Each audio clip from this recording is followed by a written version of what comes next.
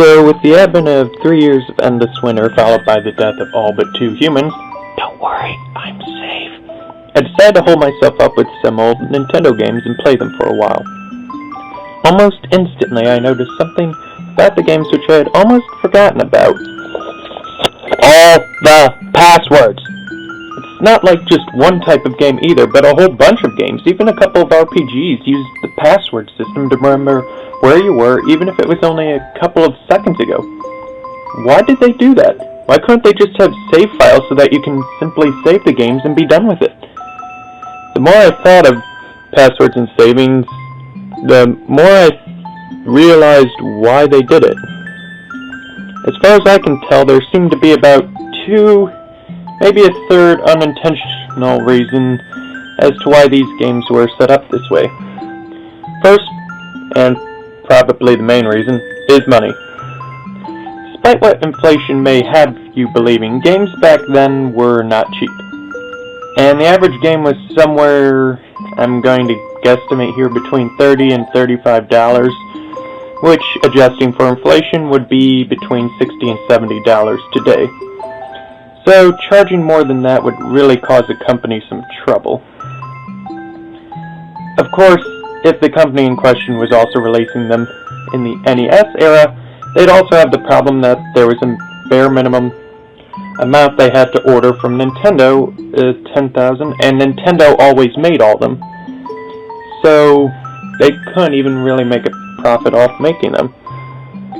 And if you add about $10 to $15 for a battery backup system, which in the NES era was really the only way to save, and yeah, I think even now battery backup's still more or less common.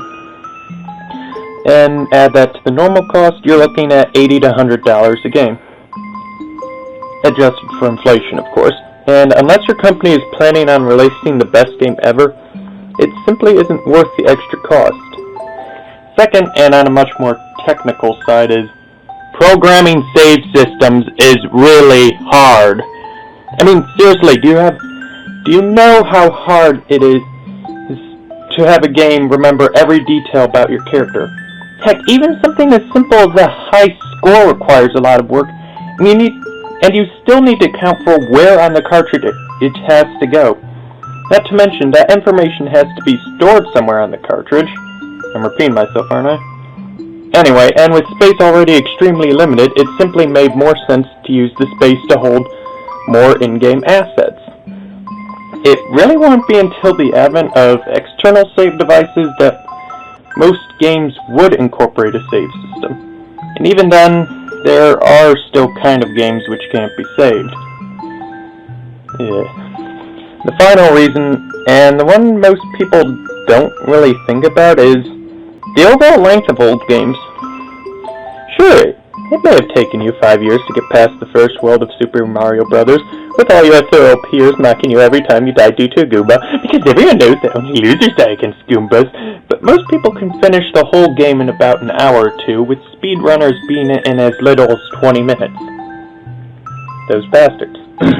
This honestly holds true for the vast majority of NES titles, with very few of them requiring more than an hour or two to beat, and only really the later ones requiring more than that.